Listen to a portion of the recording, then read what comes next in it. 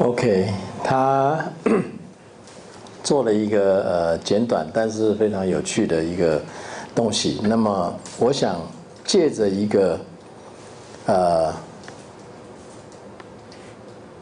他在 MIT 的 Media Lab 里面的一些学习，来告诉大家为什么实作是那么重要。我们来看一下，我找了3个影片，这个还是他跟他的教授在谈，基本上这是一个 Media Lab 的对外的介绍，所以。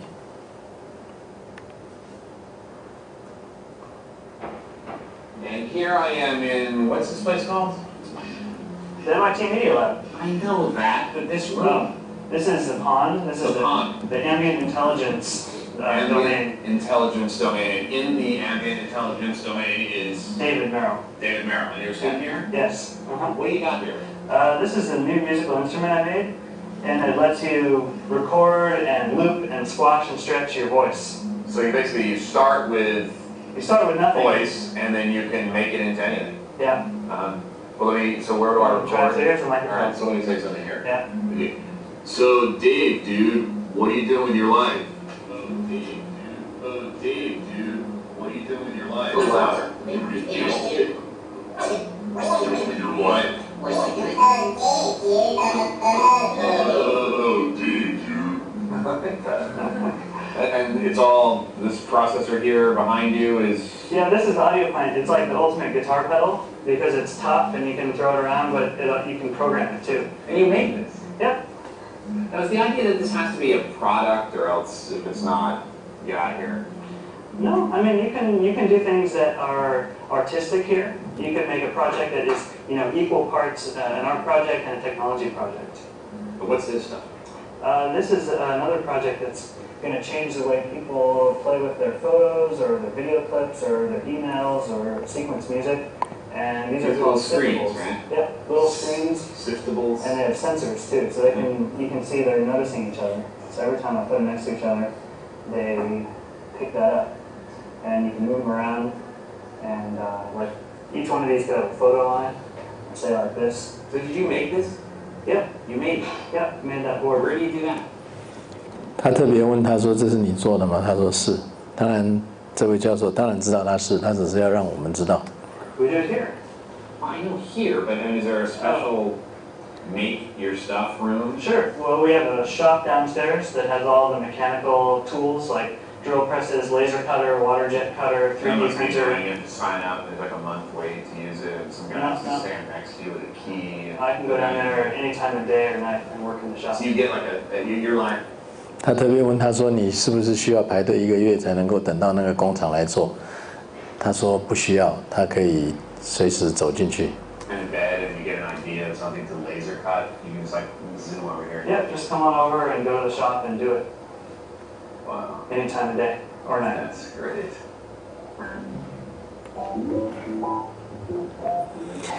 OK， 这个是 Media Lab 的一个东西。那我们再看下一支。这个是他们学生拍的 Media Lab 在晚上的时候发生什么事情。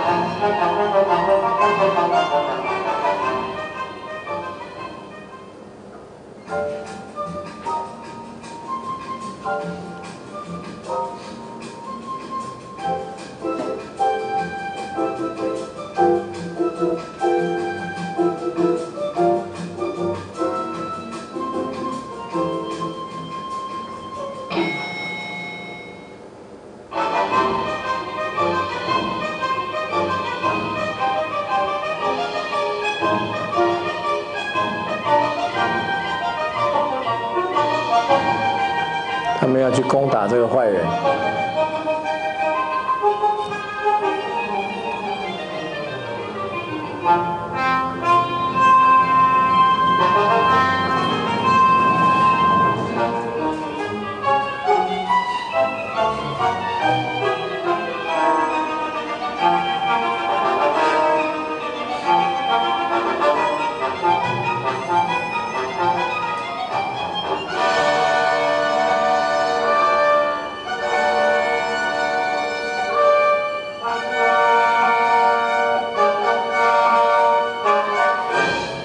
把坏人打掉了。他特别讲说，没有任何一个机器人受伤，在做这个电影的时候。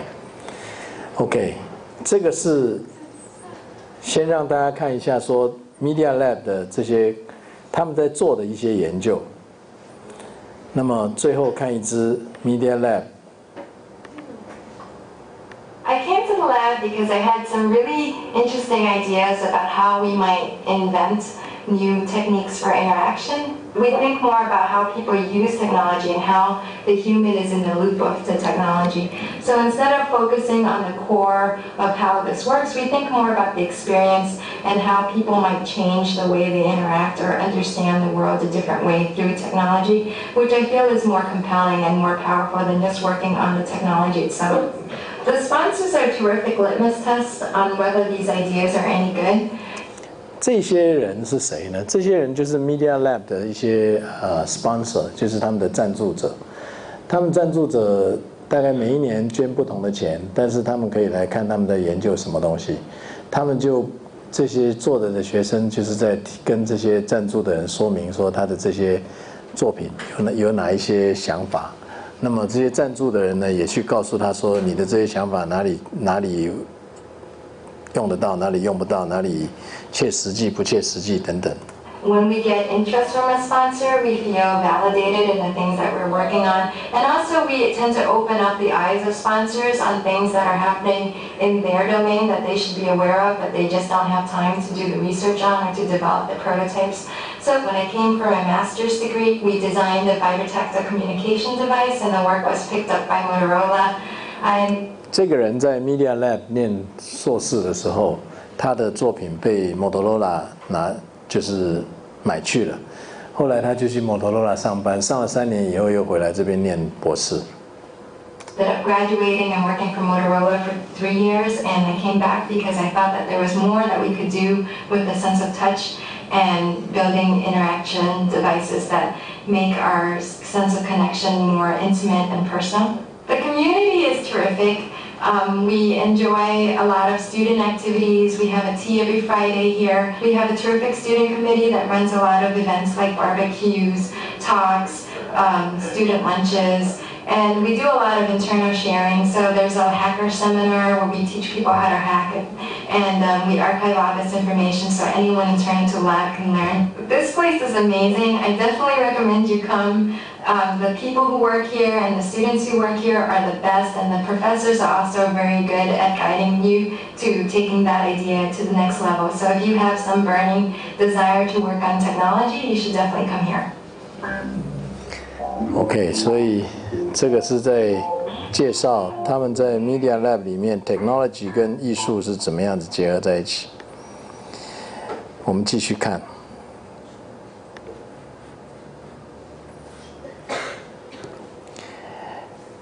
继续介绍一下 Media Lab， 让学生作品跟专业的需求结合。我认为这是一个很重要的东西，就是学生在做作品的时候，他已经觉得他的作品是跟真正的专业结合在一起。所以他的赞助者事实上是产生了一个很重要的一个关键，学生必须是业余的专业。这里面我把这个字开始第一次用出来，是为什么我一大早先跟各位解释什么叫业余，什么叫专业。也就是说，学生必须要是业余的专业。刚刚的那位那个 Dave， 他事实上他是一个业余，他现在并没有在上班，他在修博士，但是他是非常专业的做器材的人，非常专业处理音乐音效的人，非常专业在做这个 computer 跟这个人之间互动的人。所以刚刚我们看的 MIT 的影片介绍就是在做这些事。那么当然这个只是让大家更了解其他学校在做些什么。那么这个就是 Master 跟 Doctor， 他那里是收这两种学生。透过刚刚的那个影片的介绍，我们接下来谈第二段。那么第二段的影片呢，是要跟大家谈专业水准的业余者，也就是这个字是 professional amateur。这个是一个比较新的说法，就是说非常专业的业余的人。那所以跟早上同学在一开始的时候觉得业余就是好像业余就是没有那么专业，不需要那么认真，其实不是。professional amateur 就是非常具有专业水准的业余者。那它叫做 pro-amateur， 所以 pro-ams。pro-ams 就是 passionate， 就非常有热情的业余的人，他像是专业一样的表现。所以 pro-am 在未来的世界里面，它是一个非常重要的东西。这个是非常需要各位同学知道的一个概念。那我们来介绍一位原来是经济学的记者，他在应该不是经济学人他是在英国的哪个报纸做专栏作家。那么后来他就不做记者了，他专门研究这个 innovation， 所以他现在所做的 consultant 呢是专门做 innovation， 就是这个创新。那么他今天要跟我们讲的是 The Rise of the Amateur Professional， 就是这种业余的专业者的这个升起。那么这个是一个对于未来的产业会有很大变化的东西。各位同学毕业出去以后，你在社会上碰到的会越来越发现这些人在控制的整个社会的主要的脉动。所以可能各位必须要去了解这个概念。所以当看完这个影片的时候，我会跟各位来讨论一下新型的组织的概念。那么不管你是学管理的，学任何一个课程，你必须要知道你要跟人家一起合作做东西，它是一个组织。可是你现在了解的组织是组织嘛？如何组织一个没有组织的团队？这个是他在讲的一个很重要的一个概念，请各位注意听。怎么样去组织一个没有组织的团队？那什么叫做组织一个没有组织的团队？ Wikipedia 是一个标准的这种东西，就是一个没有组织的团队，但是它是有人组织起来的。那个团队里面可能有几十万人、几百万人都不一定，有的人负责捐钱，有的人负责写东西，有的人负责用东西，有的人负责去抓说这个不正确，那个不正确。它有整个非常清楚的功能，但是那里面呢，它完全没有坐在一起。它坐在一起的人恐怕没有超过6个人，所以它是一个非常庞大的组织。庞大到什么程度呢？它庞大到用200种语言在做百科全书。这个百科全书现在的内容量已经早就超过大英百科全书，不只是在内容的数量上面，而且是在更新的程度上面。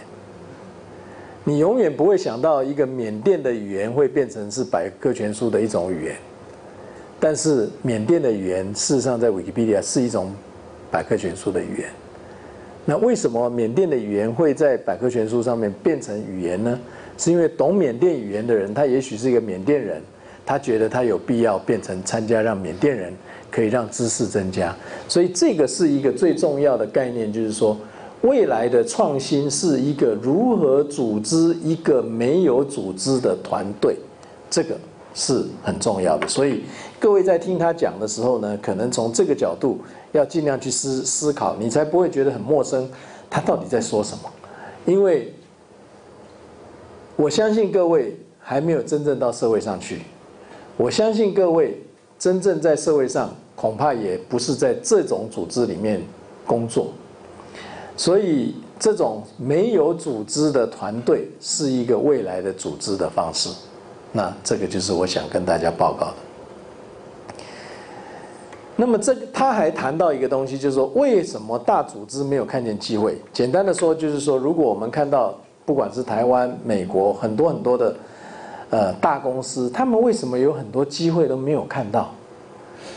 举例来说，现在 Google 算是大公司了吧？可是 Google 在变成大公司之前，它是2个人啊。那为什么在 Google 之前 ，Microsoft 都没有看到可以把自己变成像 Google 这么样厉害的东西呢 ？Microsoft 有没有看到？相信 Microsoft 完全没有看到的举手我看。那相信 Microsoft 看到 Google 这样的机会的举手我看。好，那有没有人要主动告诉我说，那 Microsoft 为什么没有做？技术不好，还是没有钱，还是怎样？你要不要说说看？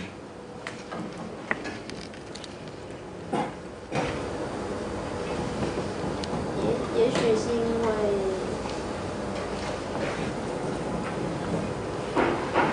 是因为什么？不知道可是看到跟做到不一定是同一件事。Microsoft 有没有去做 Google 在做的那件事？你也许不知道，不过你判断他有没有去做？应该，我觉得可能有尝试吧。所以你觉得他尝试了，结果输给 Google， 就是他能力比较差。一个那么大的公司，博士可以一找就几千个，他输给2个，就是说我想做这样的人吗？不知道为什么，有没有同学愿意说说看？你呢？应该是会被大组织限制住吧。限制是什么？就是2个人他其实有更多自由的空间。 2个人有比较更多自由的空间，那大组织为什么反而限制他如果看到有机会，知道 Google 到最后会变成这么大的公司，那他限制什么？他白痴吗？现况就是他有很多人，他有很多人，所以我不太解释，不知道他为什么。好，有没有人知道为什么？我觉得是不是因为公司比较大，然后他要顾虑的东西比较多？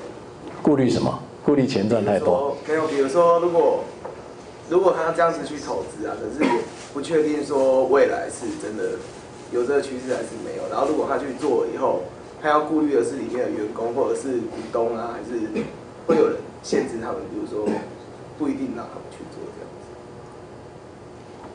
意思就是说，大公司有一些限制，让他们不敢做，是不是？你的重点是在讲这个，你答对了。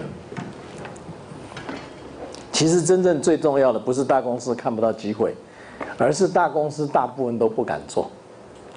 大公司也有 R&D 的部门，可是等一下，这位先生在讲的时候，你仔细听他讲，他有一段讲得非常精彩。他说，你很难跑去跟一个大公司，你是一个研究部门的主管，你很难跑去跟一个大公司的董事会说，我这里有一个很好的 idea， 这个 idea 呢，说不定有机会会改变现在市场的状况。如果它改变了呢，我们就会赚很多钱。可是它说不定也不会成功。那如果不成功的话呢，我们就会用掉这么多钱。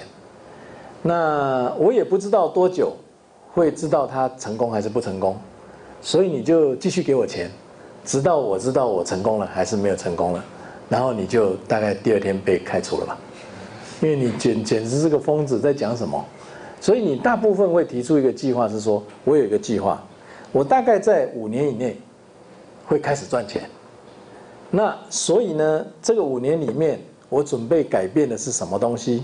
那我准备有一个什么计划去做？好，前面这个跟后面这个最大的差别是后面的这个大概都不是创新，可以预测的东西都不是创新，因为他已经很有把握知道5年之内会赚钱。所以是大公司的决策方式让他不是没有看见机会，而是看见机会不敢动手，因为那个机会是非常模糊的。我们再来看看为什么大公司看见机会却没有兴趣。从这一张表各位来看一下创意发展的轴线，我跟各位应该谈过，创意发展基本上是从概念模糊变成概念明确。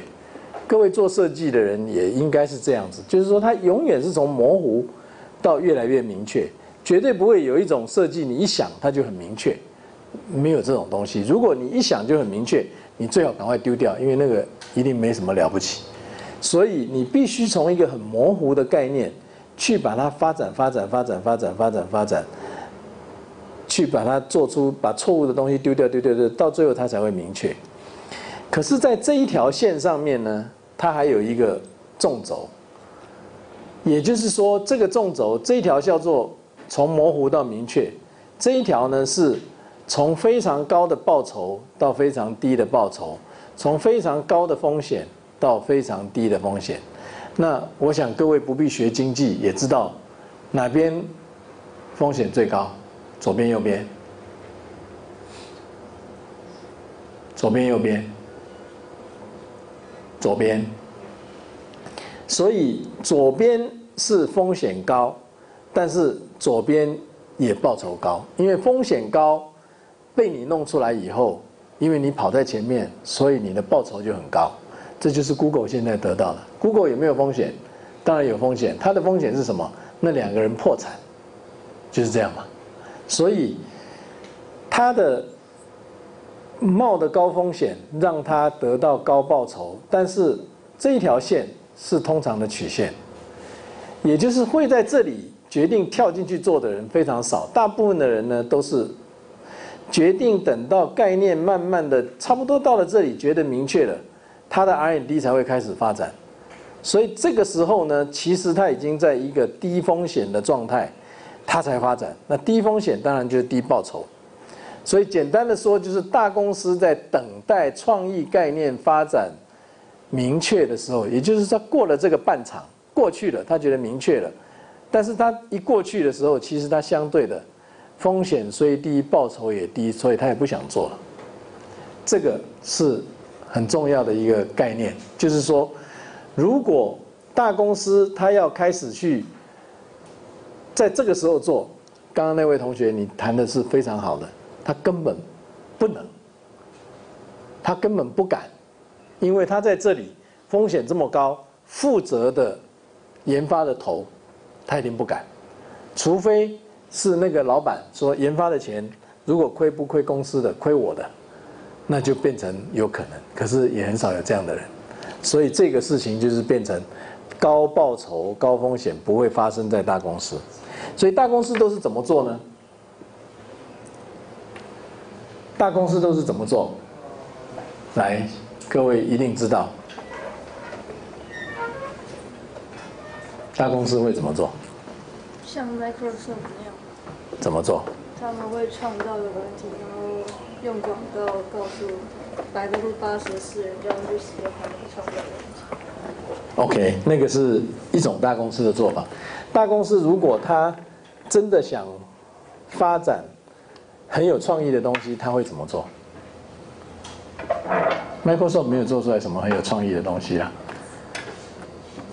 下来，公司买下来。对，谁买谁？你知道的例子。当 Google 变成大公司的时候，他买谁？他买，像是部落格那些。YouTube， 对不对？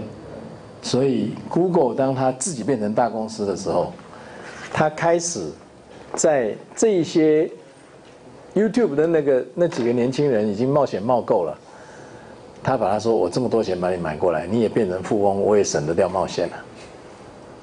其实就是这个道理。那这个道理让我们开始看到一个基本的概念，就知道这一条线你把它记住，你大概就知道说，创意在这里是最有价值，但是因为这里是非常的模糊，所以大家都非常害怕。这个概念你记住，所以它就开始出现 pro-am 这样子的一个事情。我们在谈到 pro-am 的关键的时候，我们来看一下这位记者先生他讲的东西。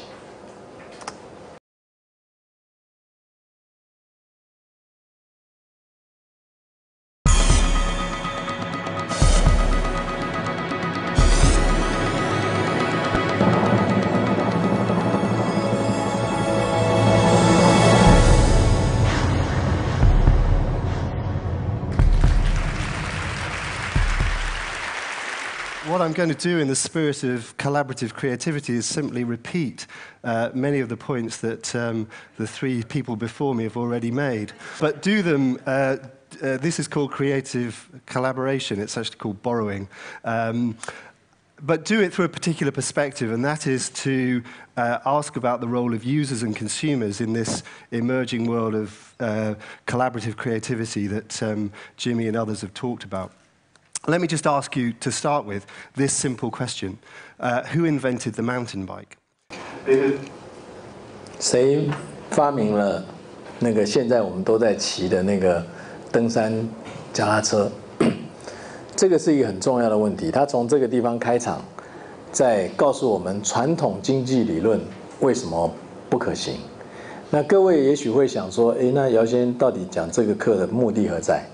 我想要透过这个东西，告诉各位，其实你面临的是一个你不了解，我不了解，其他人不了解，大家都不了解，但是它已经变化了，我们都看得出来说啊，它变了。那变化的世界是你将要走进去的世界，所以你必须要让自己尽可能的去感受到那是什么。你不一定会了解，因为没有人了解它会变成什么样子。但是你必须知道，老的方法一定行不通。所以他这里在讲传统经济理论会怎么说？ Because traditional economic theory would say, well, the mountain bike was probably invented by some big bike corporation that had a big R&D lab where they were thinking up new projects, and it came out of there. It didn't come from there. Another answer might be, well, it came from a sort of lone genius working in his garage who, working away on different kinds of bikes, comes up with a bike out of thin air. It didn't come from there. The mountain bike came from users, came from young users, particularly a group in Northern California, who are frustrated with traditional racing bikes, which are those sort of bikes that Eddie Merckx rode or your big brother, and they're very glamorous, but also frustrated with the bikes that your dad rode, which were sort of had big handlebars like that, and they were too heavy. So they got the frames from these big bikes, put them together with the gears from the racing bikes, got the brakes from motorcycles, and sort of mixed and matched various ingredients. And for the first, I don't know, 3 to 5 years of their life, mountain bikes were known as clunkers. And they were just made in a community of bikers, mainly in Northern California. And then one of these companies that was importing parts for the clunkers decided to set up in business, start selling them to other people. And gradually another company emerged out of that, Marin. And it probably was, I don't know, 10, maybe even 15 years before the big bike companies realized there was a market. 各位有没有看到他在讲的一个重要的数字？当这些年轻人觉得是说，以前的那种跑车型的自行车骑起来不可能跑到山上去。那种平车型的又看起来很怂，那所以他们把平车的车架，加上跑车的所有的这些gear， 然后再加上摩托车的刹车，以后将近10年到15年，大公司才说原来这个东西有市场，才开始进入，所以它是差这么久了。Okay. 30 years later, mountain bike sales and mountain bike equipment account for 65% of bike sales in America. That's $58 billion. This is a category entirely created by consumers that would not have been created by the mainstream bike market because they couldn't see the need, the opportunity, they didn't have the incentive to innovate. The one thing I think I disagree with about Yokai's presentation is when he said the internet causes this distributed capacity for innovation to come alive. It's when the internet combines with these kinds of passionate pro-am consumers who are knowledgeable, they've got the incentive to innovate, they've got the tools, they want to, that you get this kind of explosion of creative collaboration. And out of that, you get the need for the kind of things that Jimmy was talking about, which is our new kinds of organization. Or a better way to put it, how do we organize ourselves without organizations? That's now possible. You don't need an organization to be organized.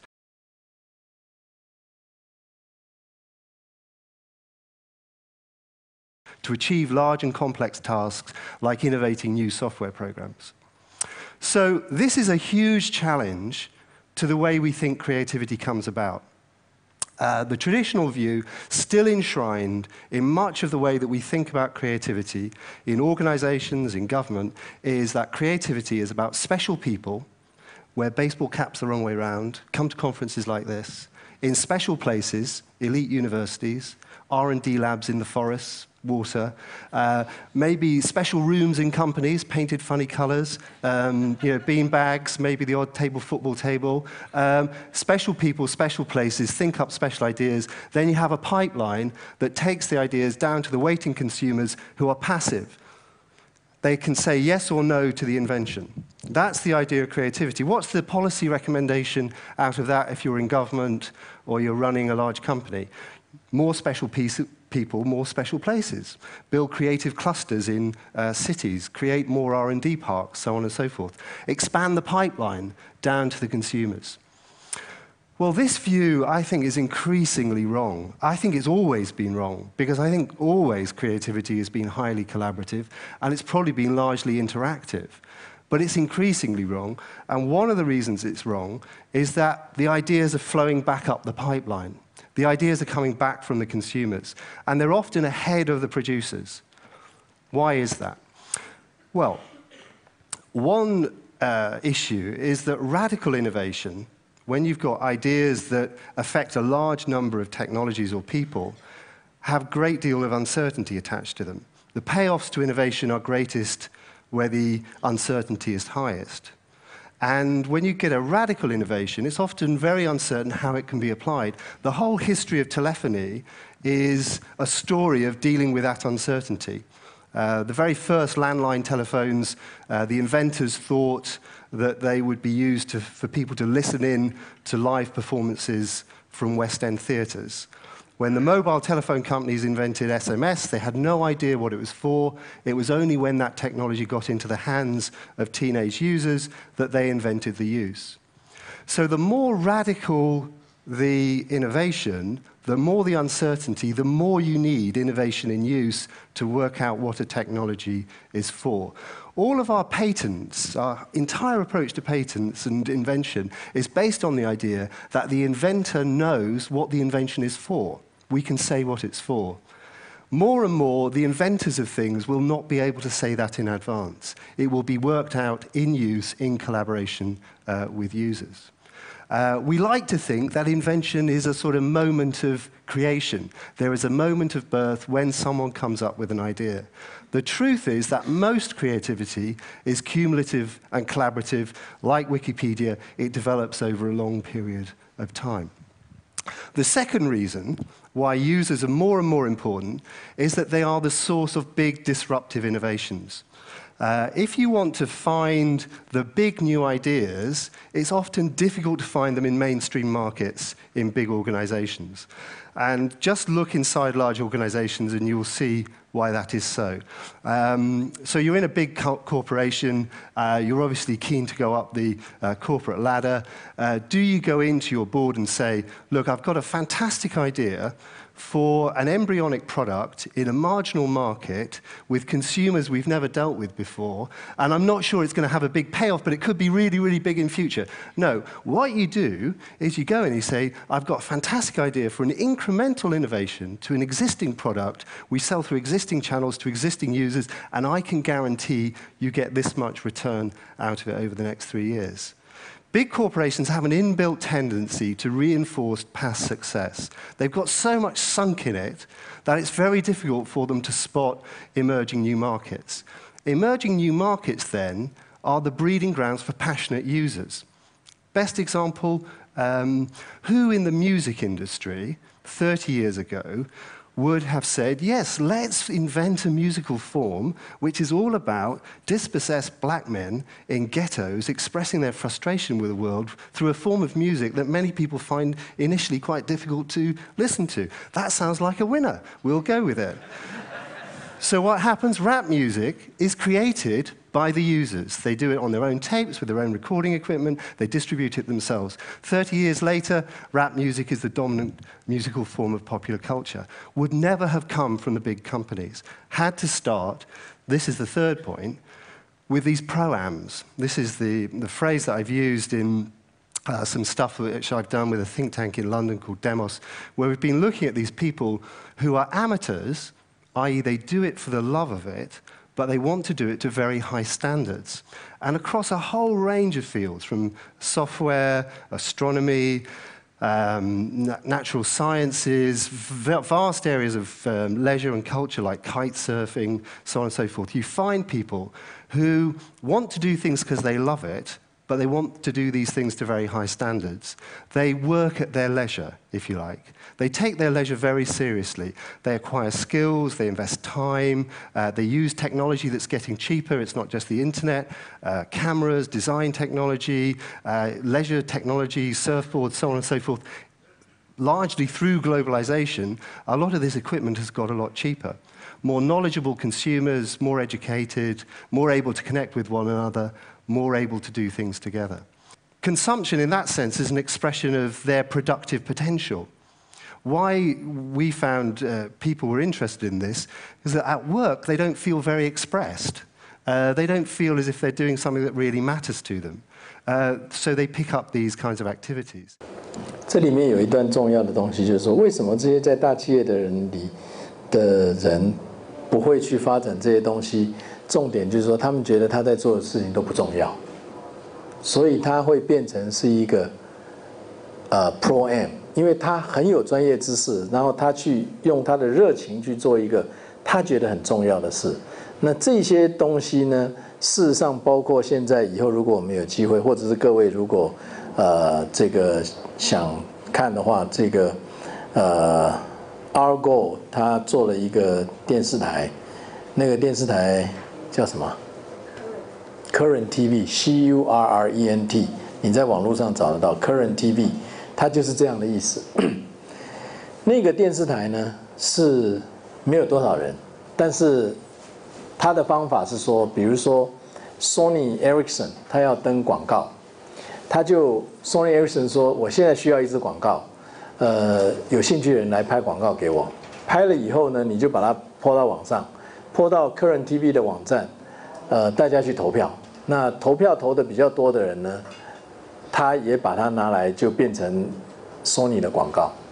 那 Sony 只要把它这一支广告变成他的广告，拿到电视上去播的时候，他给他$5000的版税，买他6个月的版权。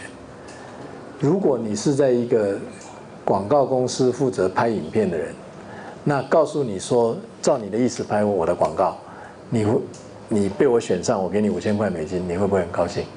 你一定会很高兴，而且你一定很拼命去做，因为你在公司做的时候，还这个人改那个人改，改到最后已经不像话了，然后再加上2个外行的人再说要改一改，已经这个东西已经都不像了，所以你就会非常认真去做。但是 Sony Ericsson 靠这个事情得到什么呢？它事实上是得到民意调查。那么多人把广告做出来以后，你已经知道说这一支电话机谁注重它什么。这些拍广告的人都在做说，哎，我要说它这个重点，我要说它这个重点。每一个重点就是不同的人重视，那些不同的人重视的东西被点选的时候，更是一个重要的民调。所以它已经不是传统的把产品做出来，然后铺到市场上，然后去做一个民调，然后说可以不可以，可以的话就当然是那，已经不是这样做，现在是倒过来做的。所以他现在在讲的事情就是说，这些人哪里来？这些人其实都是非常专业的人，在做很无聊的事情。那为什么大公司都在做很无聊的事情？因为大公司的组织会变成无聊的组织，就是这个概念。This has huge organizational implications for very large areas of life. Take astronomy as an example, which Yokai has already mentioned. 20 years ago, 30 years ago, only big professional astronomers with very big telescopes could see far into space. And there's a big telescope in northern England called Jodrell Bank, and when I was a kid, it was amazing because the moonshots would take off and this thing would move on rails, and it was huge. It was absolutely enormous. Now, 6 amateur astronomers working with the internet, with Dobsonian digital telescopes, which are pretty much open source, with some light sensors developed over the last 10 years, the internet, they can do what Jodrell Bank could only do 30 years ago. So here in astronomy, you have this vast explosion of new productive resources. The users can be producers. What does this mean then for our organizational landscape? Well, just imagine a world, for the moment, divided into 2 camps. Over here, you've got the old traditional corporate model. Special people, special places, patent it, push it down the pipeline to largely waiting passive consumers.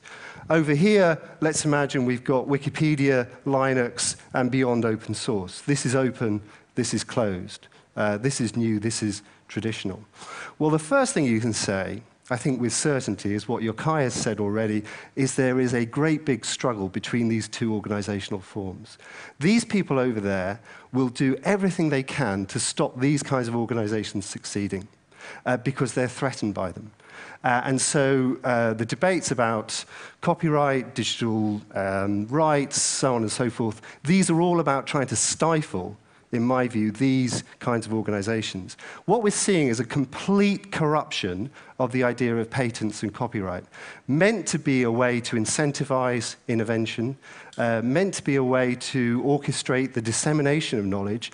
They are increasingly being used by large companies to create thickets of patents to prevent innovation taking place. Let me just give you 2 examples. The first is, imagine yourself going to a venture capitalist and saying, I've got a fantastic idea. I've invented this brilliant new program that is much, much better than Microsoft Outlook. Which venture capitalist in their right mind is going to give you any money to set up a venture competing with Microsoft Outlook? No one.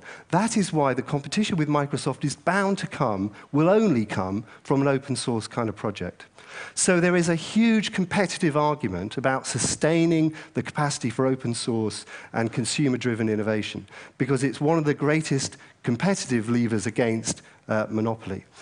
There'll be huge professional arguments as well. Because the professionals over here in these closed organizations, they might be academics, they might be programmers, they might be doctors, they might be journalists, my former profession, say, no, you can't trust these people over here. When I started in journalism, Financial Times, 20 years ago, it was very, very exciting to see someone reading the newspaper, and you'd kind of look over their shoulder on the tube to see if they were reading your article. Usually they were reading the share prices, and the bit of the paper with your article on was on the floor or something like that. And, you know, for heaven's sake, what are they doing? They're not reading my brilliant article. And we allowed users, readers, 2 places where they could contribute to the paper. The letters page, where they could write a letter in, and we would condescend to them, cut it in half and print it 3 days later. Or the op-ed page, where if they knew the editor had been to school with him, slept with his wife, they could write an article for the op-ed page. Those were the 2 places. Shock horror, now the readers want to be writers and publishers. That's not their role. They're supposed to read what we write. But they don't want to be journalists. The journalists think that the bloggers want to be journalists. They don't want to be journalists. They just want to have a voice. They want to, as Jimmy said, they want to have a dialogue, a conversation. They want to be part of that flow of information. What's happening there is that the whole domain of creativity is expanding. So there's going to be a tremendous struggle. But also, there's going to be tremendous movement from the open to the closed. What you'll see, I think, is two things that are critical. And these, I think, are two challenges for the open movement. The first is, can we really survive on volunteers?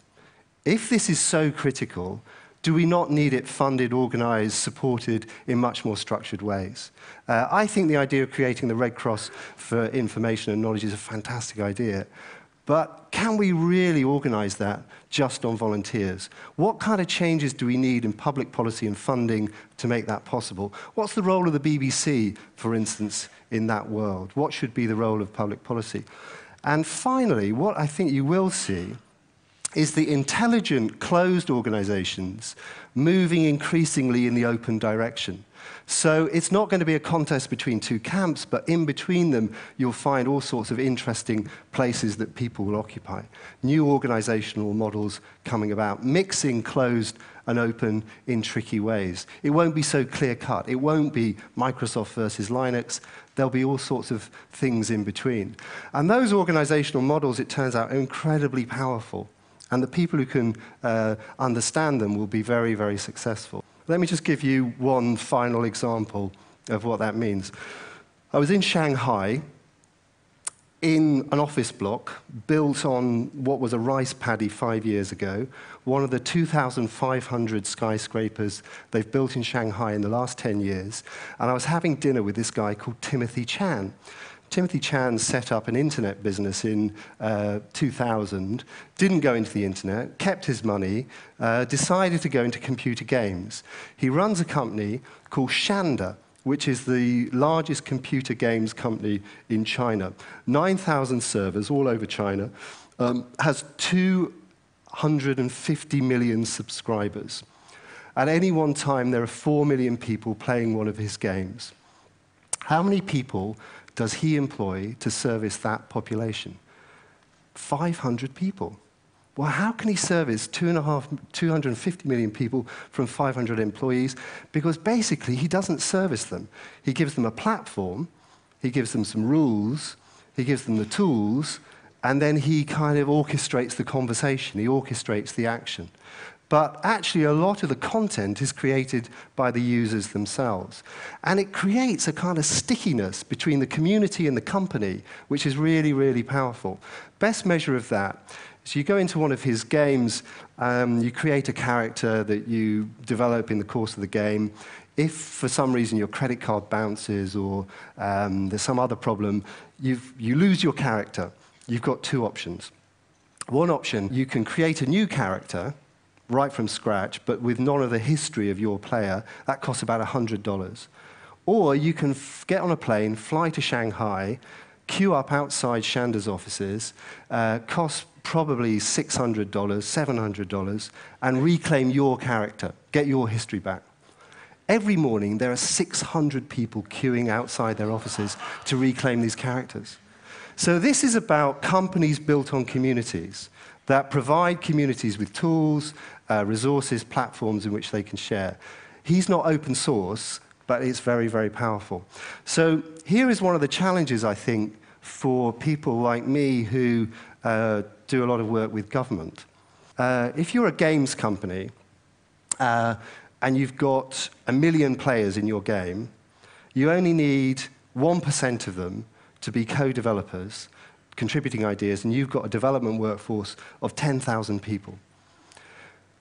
Imagine you could take all the children in education in Britain, and 1% of them were co-developers of education. What would that do to the resources available to the education system? Or if you got 1% of the patients in the NHS to, in some sense, be co-producers of health. The reason why, despite all the efforts to cut it down, to constrain it, to hold it back, why these open models will still start emerging with tremendous force is that they multiply our productive resources. And one of the reasons they do that is that they turn users into producers, consumers into designers. Thank you very much.